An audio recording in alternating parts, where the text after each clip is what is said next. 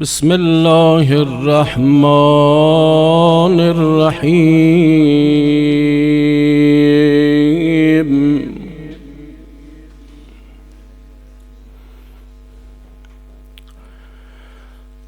اللهم صل على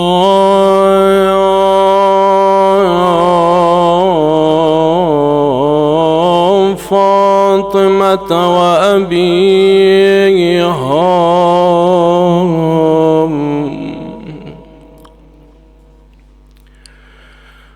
وبعلها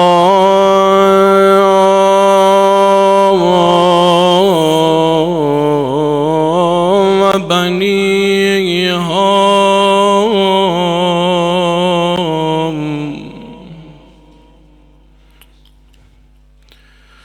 بعدد ما أحاط به علمك. اللهم كن لوليك الحجة ابن الحسن صلواتك عليه وعلى آبائه في هذه الساعة وفي كل ساعة وليا وحافظا وقائدا وناصرا ودليلا وعينا حتى تسكنه أرضك وتمتعه فيها طويلا برحمتك. صلوات ختم کنیم.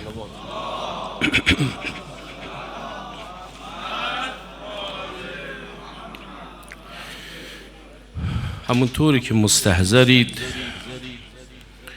این مجلس به مناسبت درگذشت و تجلیل از مادری مهربان فداکار که عمری را برای بزرگ کردن فرزندانی تلاش کرد که هم برای اینها پدر بود و هم مادر، از سلاله پاک رسول الله صلی الله علیه و آله. از این که شما تشریف آوردین با حضورتون باعث شادی دل صاحبان عزا شدید. از زبان گرم صاحبان عزا از شما تشکر میکنیم، مخصوصاً عزیزانی که از چند روز به این طرف زحمت میکشن و از زبان تک تک شما عزیزان به همه وارثان اون مرحومه، تمامی پسران، دختران، عموزاده ها، فامیلان سببی و نسبی، به خصوص فرزند ارجمندشان جناب آقای سید جمشید سادات که انصافاً انسان مؤدب، خلیق و عاشق و شیفته حضرت رسول و اولاد طاهرینشون هستند و هر آنچه امروز احترام می‌بینند نتیجه رفتارهایی است که به نیکی انجام دادن. خداوند انشاءالله که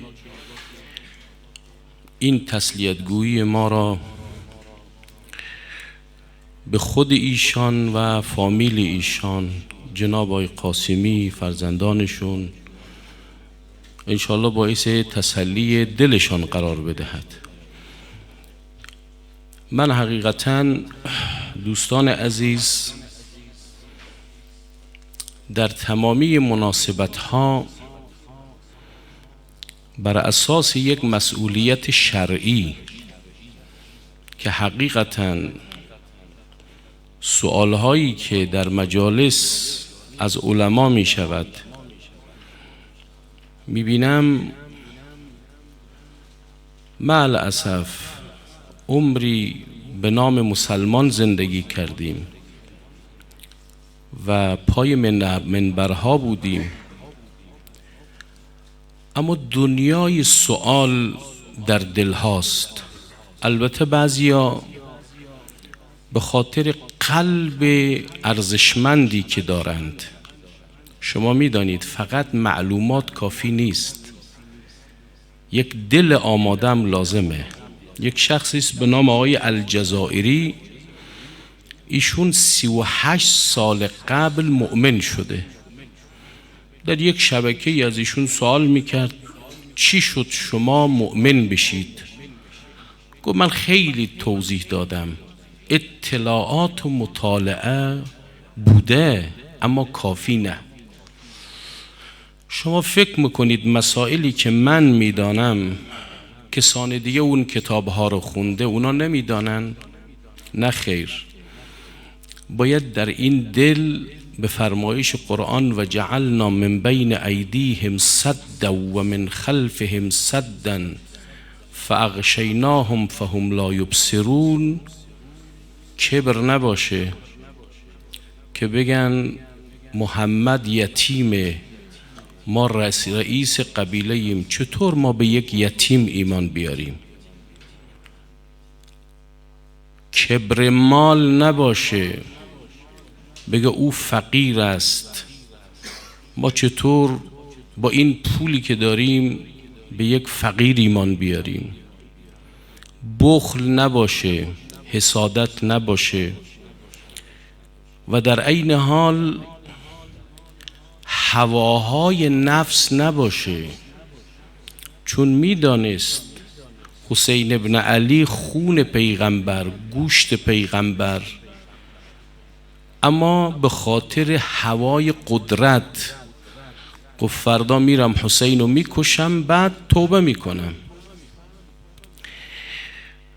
و خدایی نکرده، صد خدایی نکرده، ثم کان عاقبة الذین اساءوا السوء ان کذبوا بآیات الله، اونقدر گناه کرده که حتی حرف امام حسینم به دلش اثر نمی کند. پرسید چرا خودت رو معرفی نمی کنی؟ گفت معرفی می کنم اما تأثیر نداره. چرا؟ از بس شکمهاشون از حرام پر شده و این باعث میشه تأثیر نکنه. هر گناهی که انجام میشه یک نقطه سیاه در قلب، او توسعه پیدا میکنه. لذا گفتن بعد از گناه سریع استغفار کنید تا آیات خدا بر دلتون اثر کنه. اگر همه اینا نبود بعد انسان مؤمن میشه.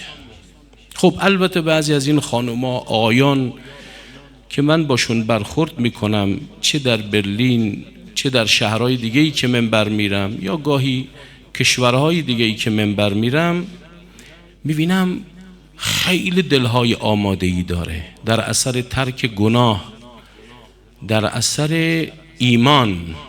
اما خب عده‌ای هم هستن در دلهاشون خیلی سؤاله، به خصوص این نسل جوان.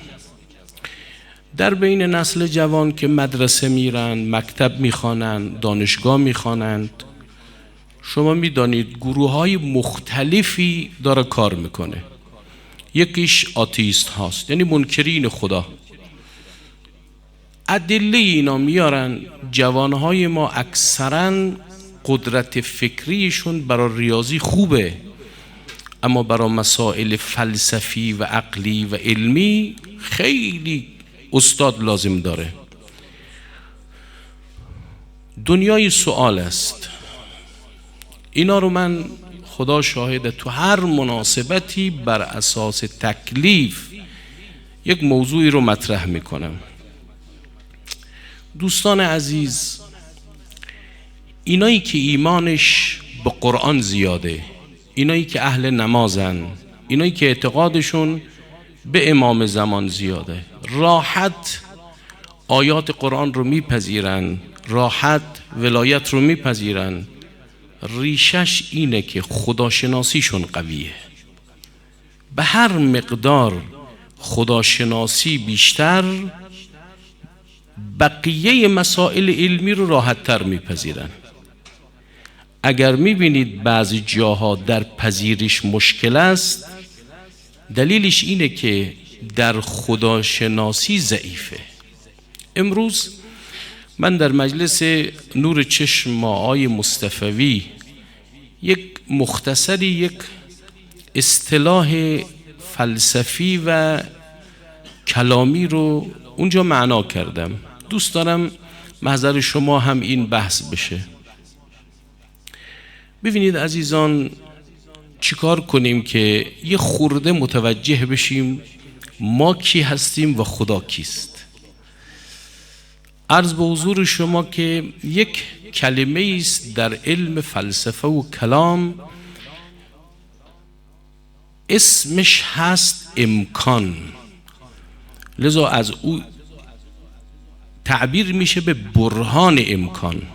امکان خودش چی معنی داره؟ امکان یک معناش اینه تساوی نسبت یک شی به وجود و عدم. ببینید دو کفه ترازوست، هر دو مساوی، یک طرف سنگین میشه. خب سوال ایجاد میشه چی روی این گذاشته شد که سنگین شد؟ سر خود که نمیشه. جناب عالی حیات دارید. حیات دارید یعنی چه؟ یعنی چشمتون میبیند، گوشتون میشنود، زبانتون حرف میزنه، راه میدید. به این میگن حیات حیوانی. یعنی گوسفندم این کارا رو میکنه. یک حیات انسانی است که او باشه جای خودش. این حیات 1000 تا شرط و قید و قیود داره. مثلا شما زنده اید، میتونید زنده نباشید. اگر اکسیژن به شما برسد نفس میکشید، اکسیژن برسد خون جریان پیدا میکند، اکسیژن برسد مغز کار میکند. اگر سکته قلبی نباشد، اگر خونها در رگها جریان پیدا کند، اگر به مغز قند برسد، ببینید 1000 تا اگر هست. اگه اینا نبود چی؟ حیاتم نیست، زندگی هم نیست. شما برید حیات وجود خودتون رو در نظر بگیرید. قرآن عجیب تعبیری داره. الم یکن نطفة من منی یمنا. ای آیا یک نطفه نبود؟ اونم از منی. خب این میتونست به همون حالت نطفه بماند. قبلش چی بود؟ اسپرم. بعد این لقاح پیدا کرد. خب 1000 تا به هم میرسه اما لقاح نمیشه. باید تمام اینها تأثیرات خودشو بگذاره. همش اگریه، 100% نیست. شما برید روی خورشید. خورشید یک عمری دارد، بعدش هم تمام میشه، خلاص میشه. اینها یک روزی نبودند و بعدم نیستند. این چی شد که موجود شد؟ شما تمامی حیوانات رو، همه انسانها رو، همه ستاره ها رو در یک کاسه بگذارید. سوال اینه که اینا باید حتما باشن؟ خب اگر حتما باشند یک روز علم میگه عمر اینا تمام میشه. اگر حتما هست پس چطور عمرشان تمام میشه؟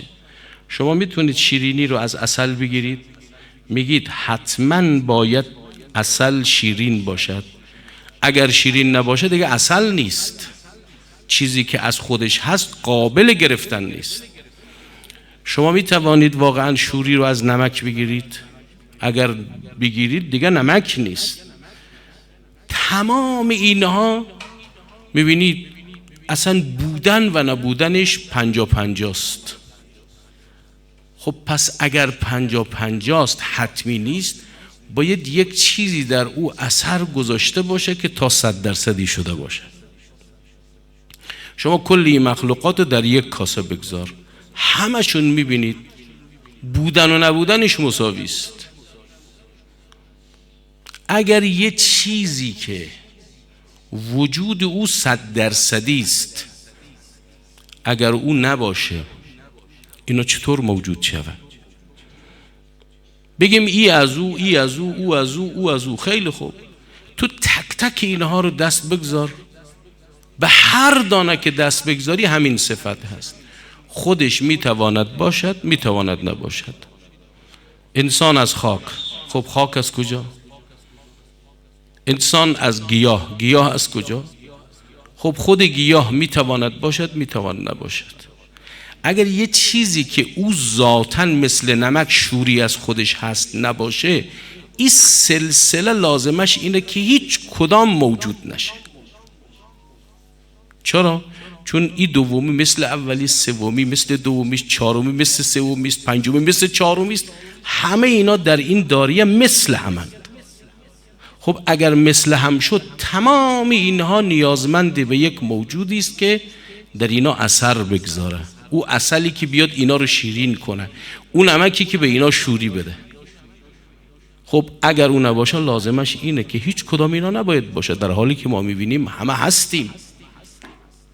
از این بودن خود ما میفهمیم این دائره وجودهایی که وجودش 50-50 است یک وجودی است که کمال مطلق است، صرف الوجود است و از وجود او ذات و حقیقت می جوشه، مثل این که تری از خود آب می جوشه. عقل میگه باید باشه. این معنای اول امکانه. یه معنای دومی هم داره.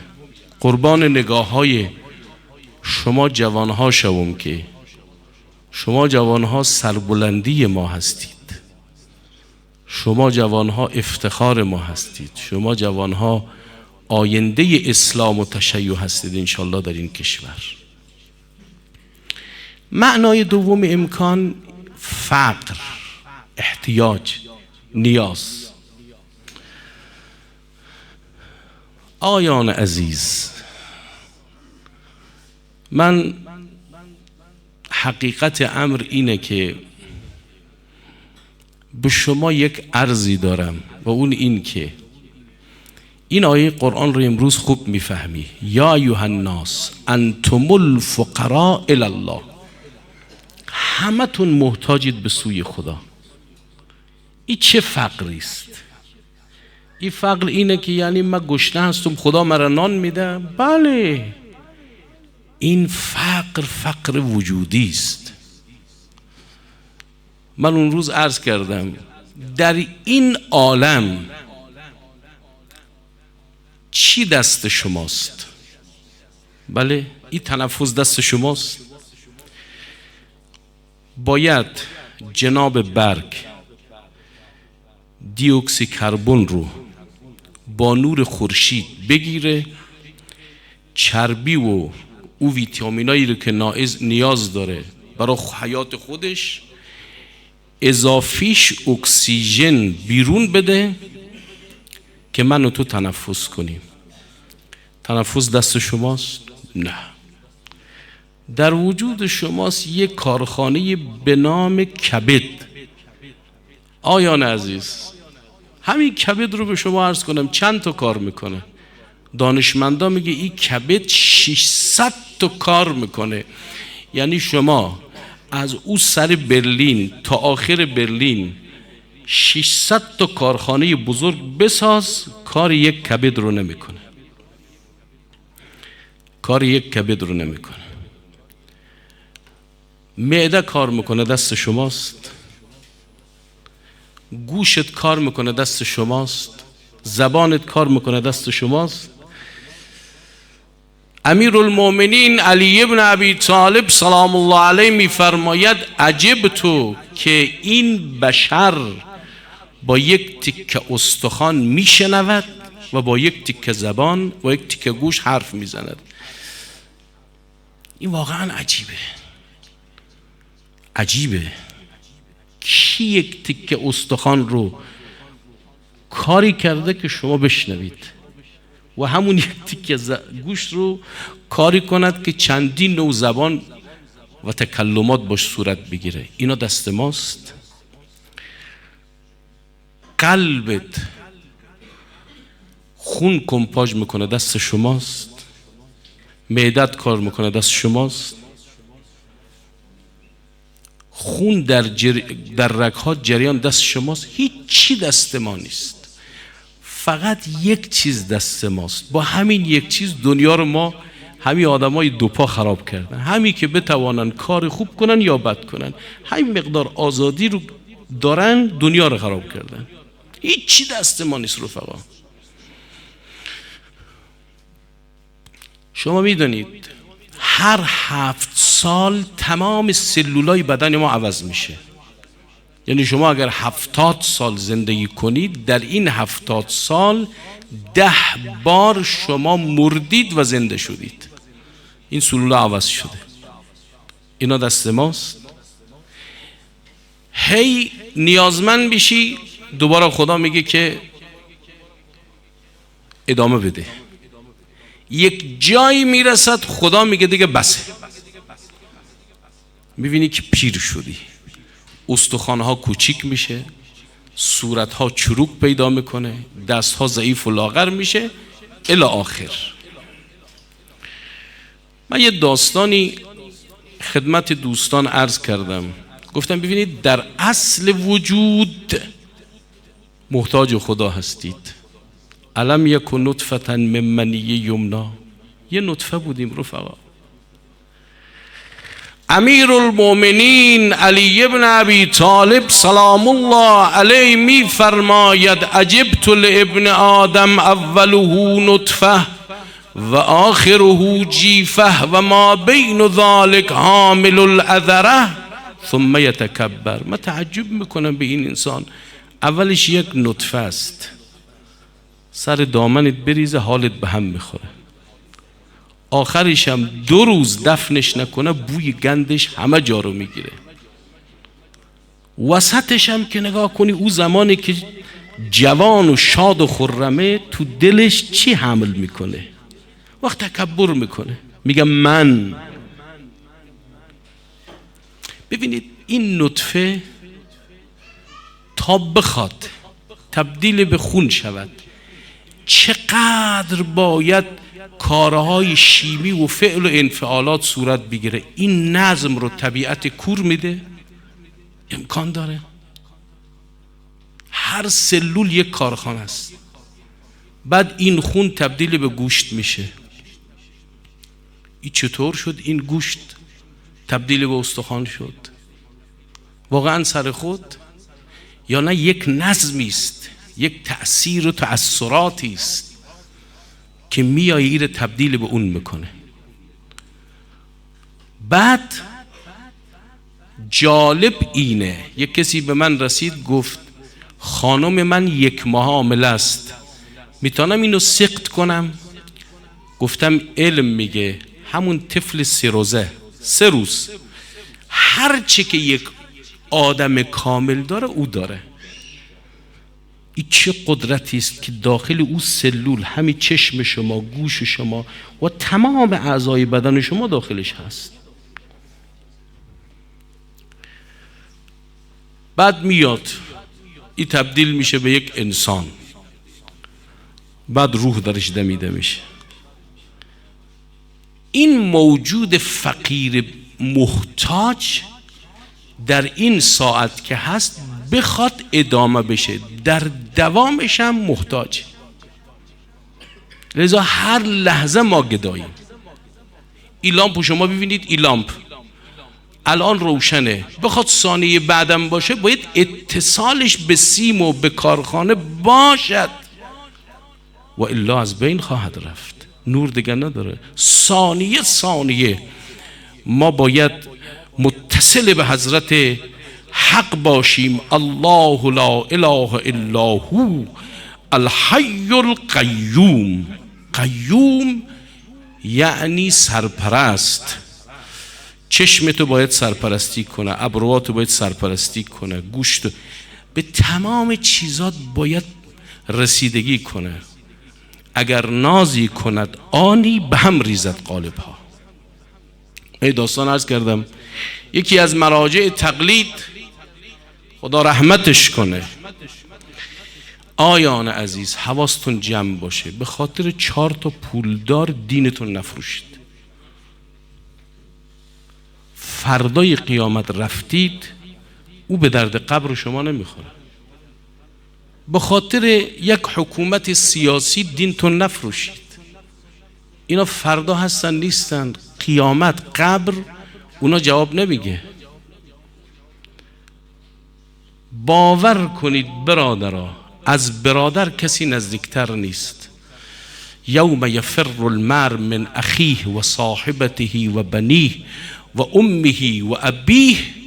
مادرت در روز قیامت میگی مادر 2 رکعت نمازتو میخوام، مادر میگه این محبت ها رو خدا در دنیا به من داد که به تو مادری کنم، در این دنیا دیگه این خبران نیست، من محتاج خودمم. اونجا حضرت زهرا شفاعتت میکنه. اونجا میفهمی که مادر حقیقیت کیه. یک مرجع تقلیدی به من نقل کرد، گفت در کویت بودم، به من گفتن آبیا فلان جوانی که خیلی شما رو دوست داره از مقلدین شماست در حال مردنه و گفته یه بار به دیدن من بیاد. این مرجع خیلی با اخلاق بود، خیلی با اخلاق. گفت میرم. خودش به من فرمود که منی که او رو بارها دیده بودم و جزء مقلدین من بود، از بس خراب شده بود نشناختمش. جوانای عزیز حواسمون جمع باشه، این جوانی نیست، این قدرت نیست. سلام کرد، سلام گفتم، گفت همین آقاست. گفت آقا من شما رو زحمت دادم به عنوان یک مرجع تقلید، من چیزی از شما نمیخوام، فقط یک کلمه از دهنتون خارج بشه راحتم کن. اون چنان اذیتم، شما فکر کن کارد رو میگیره از سر تا پام، هر ثانیه تیکه تیکه میکنه. گفت اگر یه انگشت شما رو جدا کنن چه دردی میکشید؟ گفتم خیلی سخته. گفت من هر ثانیه کل بدنم تیکه تیکه میشه، من اینجور دارم زجر میکشم. دکترا رو گفتم یه آمپول بزن که من بمیرم تمام بشه. گفت ما اجازه نداریم مگر این که مرجع تقلیدتون بگه. آقا تو مرجع تقلید منی، تو این فتوا رو بده. پرسیدم پسر درد چیست؟ مشکل چیست؟ گفت هیچی، فقط خواب ندارم، کلیم سالمه، چشمم سالمه، مشکل قند ندارم، مشکل چربی ندارم، تمام وجودم سالمه الا این که خواب نمیرم. یا ایها الناس انتم الفقراء الی الله. شما محتاجید در اصل و در ادامه، در اصل و در ادامه.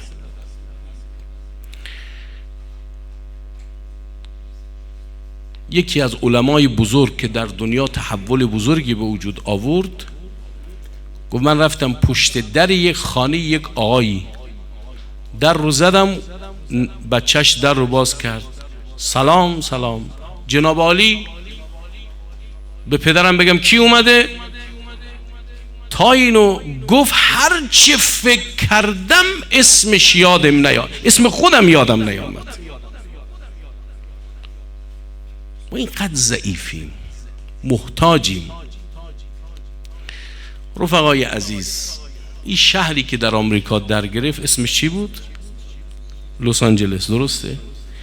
امروز قدرت نظامی، صنعتی، سیاسی بزرگتر از آمریکا ما نداریم، اما یه شهر در گرفت. چی کاری تونستن بکنن؟ آیان عزیز، فقط یک باد آمد. وای از اون روزی که اذا الشمس کورت و اذا النجوم انکدرت و اذا الجبال سیرت، این که همه چی منفجر بشه. ما هیچیم رفقا، هیچی. طرف نشسته یه دفعه زبانش از کار میفته، یه دفعه یه ذره انسولین چیزت بیاد پایین، اصلا نمیفهمی که چی میگن، کلماتو نمیتونی تشخیص بدی. من این داستانو گفتم، شما شنیدید. یه روز در خیابان چهارمردان قم یه شیخی بود از مردم جاغوری، خیلی انسان شریفی بود، متدین بود، بسیار حراف و بسیار باسواد. دیدم چند تا ایرانی آمده دور و برش، حاج آقا اسم چیه؟ آدرست کجاست؟ این نگاه میکنه، اصلا نمیفهمید اینا چی میگه. امامش هم افتاده بود داخل جوب، داخل یک پلاستیک گرفته بودن. تا من رسیدم و یک آقا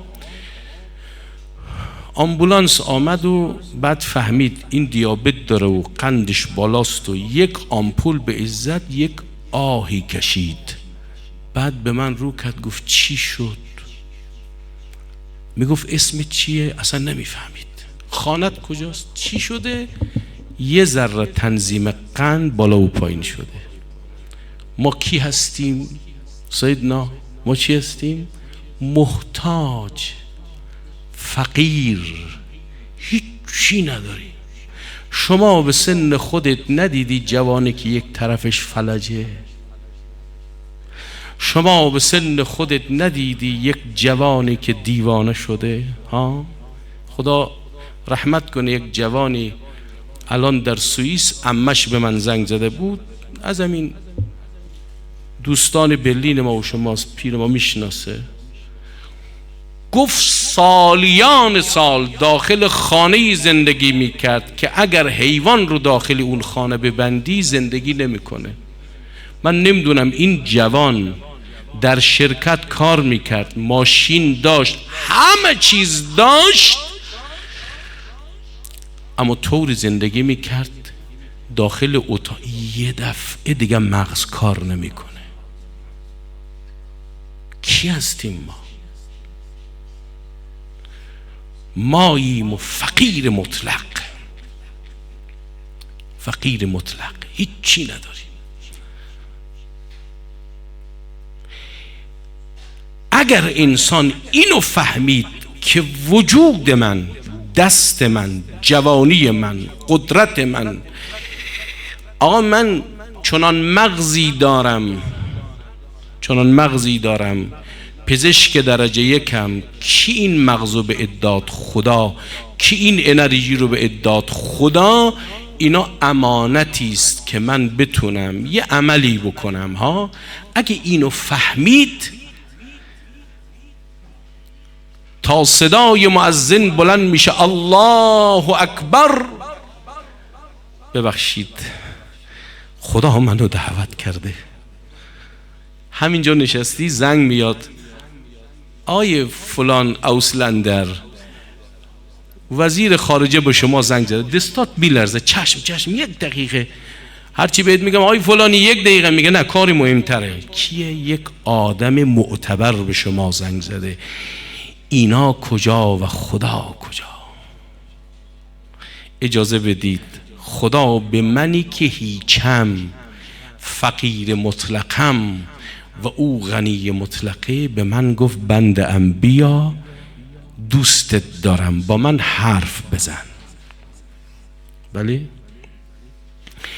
اینو اگر فهمیدی تا گفت بگو محمد رسول الله، اللهم صل علی محمد و آل محمد و عجل فرجه، میگی یا الله به چشم، تو مالکی، تو فرستادی. اون وقت من بگم نه، من کیم؟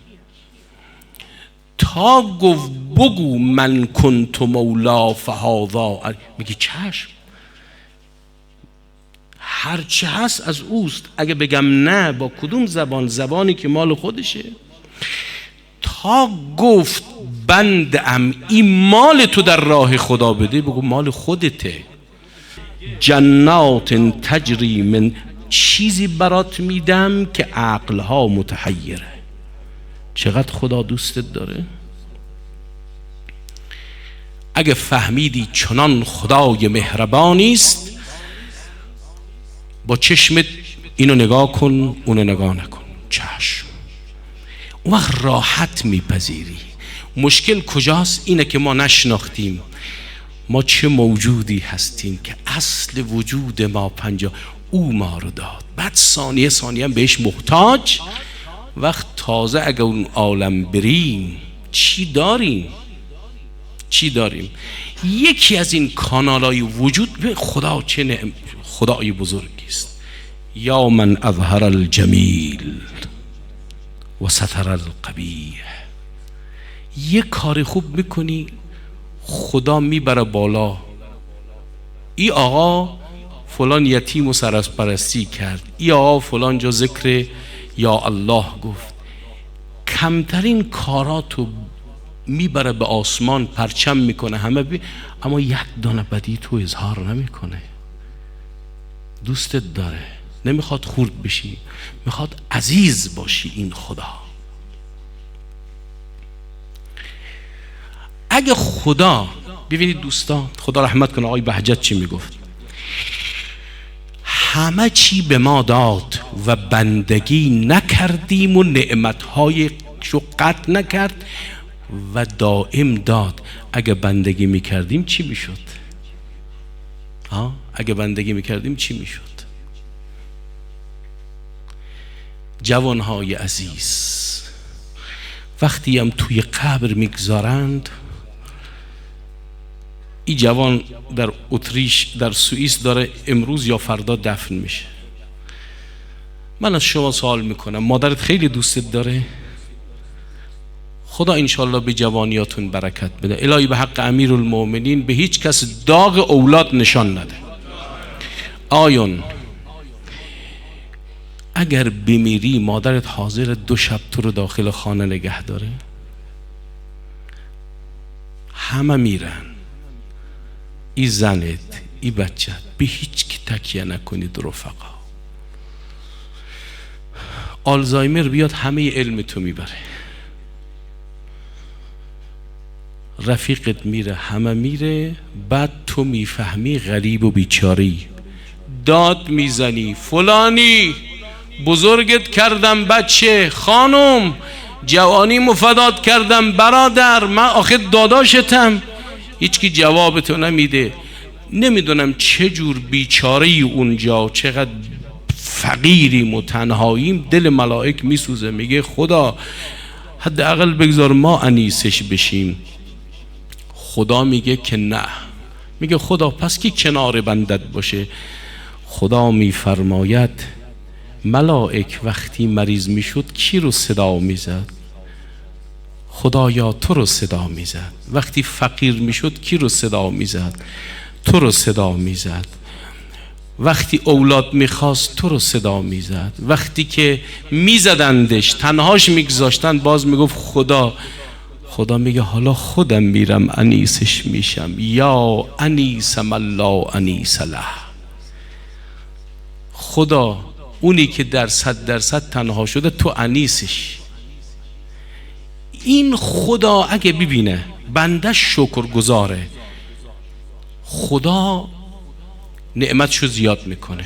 اگر ببینه ناشکره، در قیامت سوال میکنه تو باید یه خورده بابت ناشکریت جزای عمل تو ببینی. میگه خدای من که شکر میکردم، همش میگفتم الحمدلله. میفرماید نه، من لم یشکر المخلوق لم یشکر او بنده من که اومد تو رو کمک کرد، دین رو تو حفظ کرد، اولاد تو حفظ کرد، او بنده من که او روز آمد تو فقیر بودی بهت پول قرض داد، او بنده من که چنین کرد، چرا ازش تشکری نکردی؟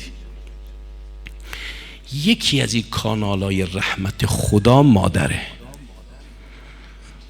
آیان عزیز چی کار کنیم لحظه جان دادن بر من آسان بشه؟ پیغمبر رسید دید جوانی جان نمیده، گفت یا رسول الله یه کاری کنید ایشون راحت جان بده. بهش گفت بگو لا اله الا الله، صورتشو برگردان. دوباره گفت لا اله الا الله، صورتشو برگردان. رفقا جوونا برید، به خدا قسم هیچی جای سینه زنی رو نمیگیره، هیچی جای عزاداری ابا عبدالله رو نمیگیره، هیچی جای جلسه قرآن رو نمیگیره. ببینید اگر منو خدا محشور کنه به عنوان خاک پای سینه زنای امام حسین، افتخار میکنم در آخرت. اما جوونا اینا رو اگر مادر و پدر ناراض باشه خیری نیست درش، چه برسه به این که شب بری با رفیقات بنشینی، جایی که مادرت راضی نیست بری، جایی که پدرت راضی نیست بری. خیلی وقتا دعاهامون قبول نمیشه چون اون مسیری که خدا گفته در اون مسیر ما نیستیم، زیاد و کم میکنیم از خودمون. گفت مادرشو صدا بزنید. گفت ازش ناراضی؟ گفت بلی یا رسول الله. یه منبری یه جوری میگفت من در حدیث ندیدم. مادر چیه؟ مادر کیه؟ پدر کیه؟ گفت برید یه خورده هیزم جمع کنید این جوان رو آتیش بزنیم. مادرش دوید گفت یا رسول الله من اجازه نمیدم بچم در بگیره. اما من در حدیث اینجوری دیدم. پیغمبر فرمود بیا یه معامله کنیم، تو از این جوان بگذر، قیامت وقتی در حساب خدا بردنت به سمت جهنم من پیغمبر شفاعتت میکنم. گفت به آبروی شما بخشیده. بعد از اون صدا زد جوان بگو یا لا اله الا الله. گفت لا اله الا الله. گفت چی شد؟ گفت یه موجود خطرناکی با گرزی چنان وحشتناک، گفت اگه بگی اذیتت میکنم از ترس اون. گفت حالا چی میبینی؟ گفت یه موجود زیبایی، اونقدر زیباست یا رسول الله که دلمو برده و به من اشاره میکنه بسم الله که بهشت رو برات آذین کردیم. فرمود این به دعای مادرته.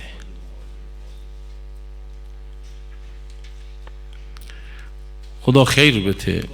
آقای موسوی یا موسوی سید طاهر آقای موسوی خادم ابا عبدالله، بلبل دستگاه امام حسین، نور چشم ما، چقدر شعرهایی درباره مادر خوندن. من خدا میدونه به تک تک شما افتخار میکنم. آقای علمدار که علمدار ماست همه رو بهره‌مند کردن. قاریان قرآنی که قبل از من که من امروز شرمنده شدم مهمان داشتم، فاضل ارجمند جناب حجت الاسلام و المسلمین حاجی آقای حیدری از لندن تشریف آورده بودن هامبورگ. گفتم اینجا فاتحه است. گفت منم میام به احترامشون. تا رسیدیم یه خورده چیز شد. من واقعا افتخار میکنم به شما قاریان عزیزان. ما هرچه برای آقای سادات امروز بکنیم کمه. ایشون لیاقت داره و دست تک تک شما را میبوسم که برای یک فراش ابی عبدالله کم نگذاشتید. آیان عزیز مادر نعمتی است. امام کاظم سلام الله علیه یه وقتی هارون الرشید یک زن بدکاری رو مأمور کرد، گفت برو یک کاری کن که امام کاظم رو به خود جلب کنی. آیان عزیز اگه پیغمبر نبود و اهل بیت ما این معارف از کجا داشتیم ها؟ این حرفا رو شما چقدر راحت میفهمیدید؟ اصلا برو بیرون از این مکان، برو با خیلی اصلا نمیفهمن. من گاهی با بعضی اساتید و دانشمندان اروپایی گاهی صحبت کردم، حرفایی رو که من براشون میزنم مات و مدهود میمانه. چرا اینا رو نشنیده؟ ما داخل آبیم، ماهی هستیم که قدر آب رو نمیدانیم. بسیار موسی بن جعفر برای اینکه این راه بماند 14 سال زندان کشید.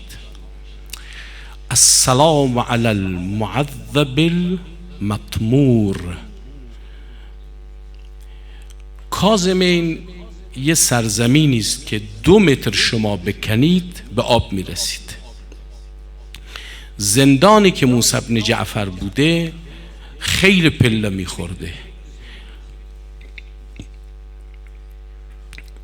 بعد داخل اون زندانی که تاریک، بعد داخل او دوباره یک گودالی کنده بودند.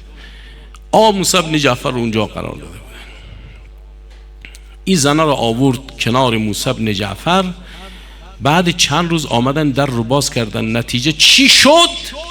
دیدن خود این زن افتاده به خاک و میگه الهی و ربی ملی غیرک. آوردنش پیش هارون و گفت چی شد؟ ما تو رو فرستادیم که اون آقا رو غافل کنی. صدا زد هارون خدا لعنتت کنه، سر تا پای این آقا خداست، ذکر خداست، یاد خداست. چه گناهی داره که اونجا قرارش دادی؟ چه گناهی کرده؟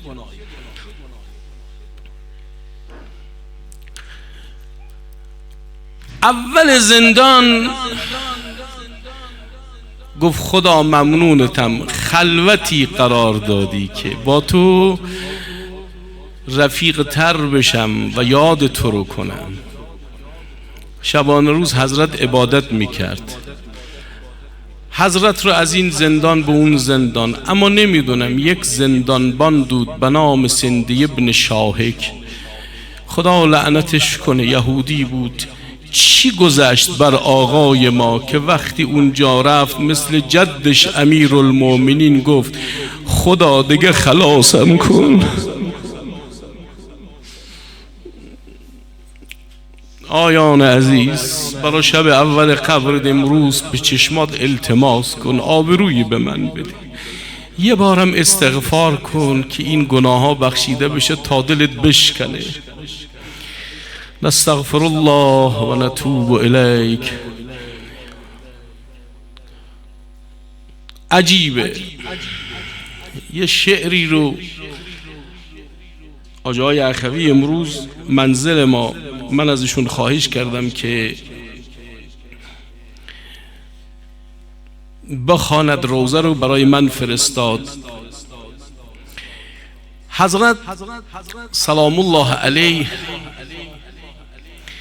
در این زندان یه روز 21 تا خرما فرستاد غلام هارون پر از زهر، به زور به آقا خوراندن.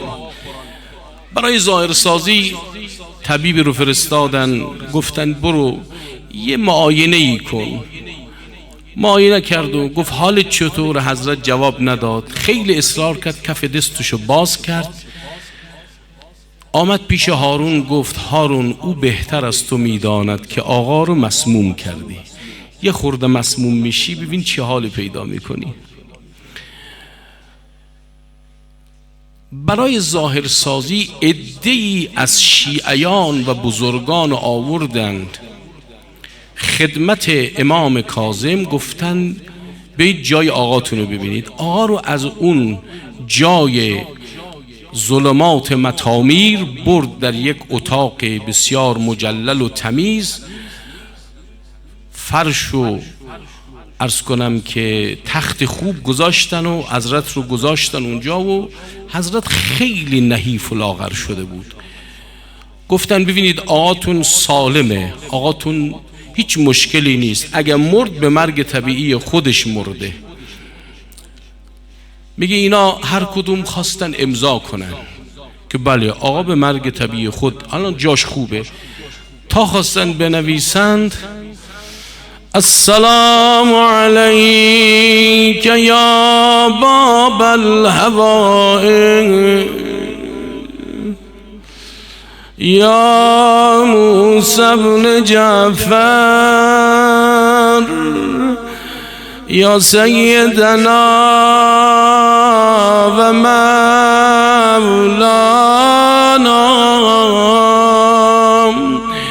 انا توجهنا و استشفعنا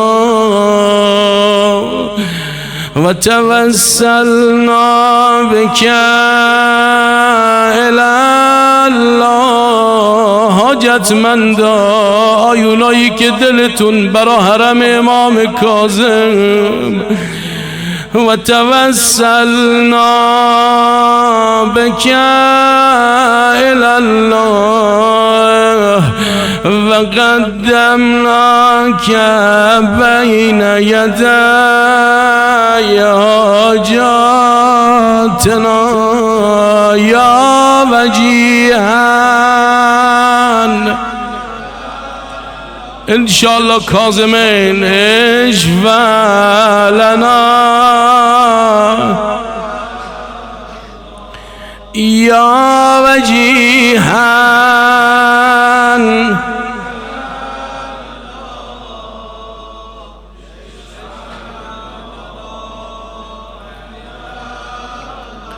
لا فرمود ای دوستان من امضا نکنید، به خدا منو زهر دادن، من به مرگ طبیعی خودم نمی میرم. اینا وقتی خارج شدن زنده ابن شایع که اونقدر عصبانی بود، یه وقت دیدم با عصبانیت تازیانه رو گرفته آمد آقا رو تازیانه. آی آقا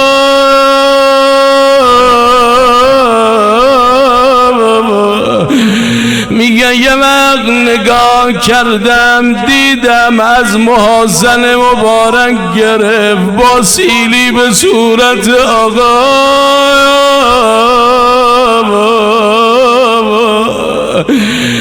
خبر دادن مردم امام شما آزاد میشه. آی سادات موسوی میگه یه وقت نگاه کردم مردم آمدن گفتن امام ما آزاد میشه، بچه هاشون آوردن زناشون آوردن. یکی میگفت اگر آقا آزاد بشه من میرم دستشو میبوسم. یکی صدا میزد خودم میرم پاشو میبوسم، آقا رو به بغل میگیرم.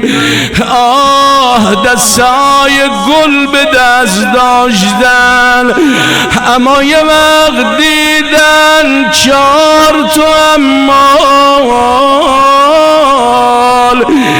لنگه دری روش یه جنازه ای رو گذاشتن. ای صدا میزنن آزا امام الرفضه، های مردم بیایید این امام شیعیانه. یه وقت نگاه کردم دیدم این مردم آمدن آقا رو به بغل گرفتن تشییع کنن. دیدن آقا مثل شبعی شده، از بس لاغره دیگه وزنی نداره، اما سنگینه. خدا چرا سنگینه؟ دیدن هنوز غل و زنجیر به پاهای حضرت. از همین جا عرض کنیم یا باب الهوایت شما رو دوستان و شیعیان شما گل باران کردن، اما بمیرم برا جد غریبت حسین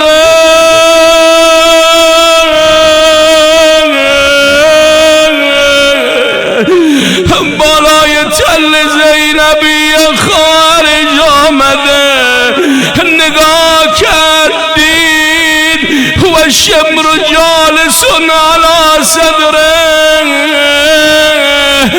از حرم تا قتلگاه زینب صدا میزد حسین، هی میدوید، آی شمر میدوه، زینب از این طرف میدوه، او میدوید، من میدویدم،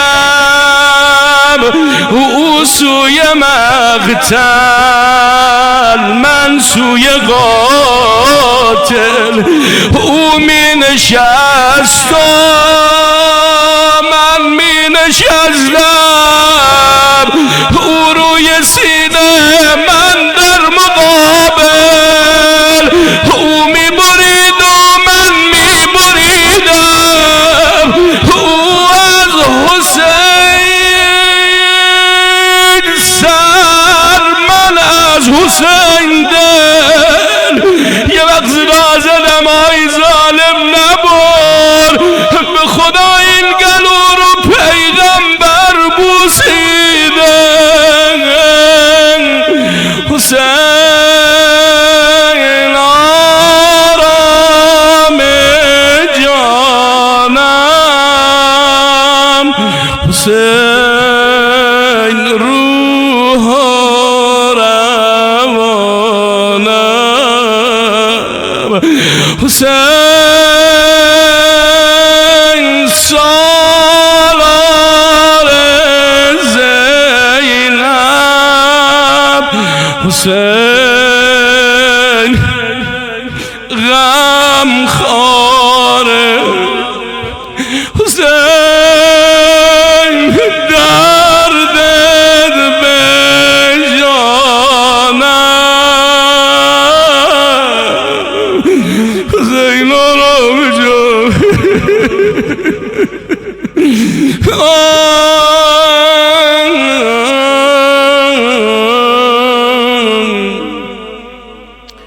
الا لعنت الله علی القوم الظالمین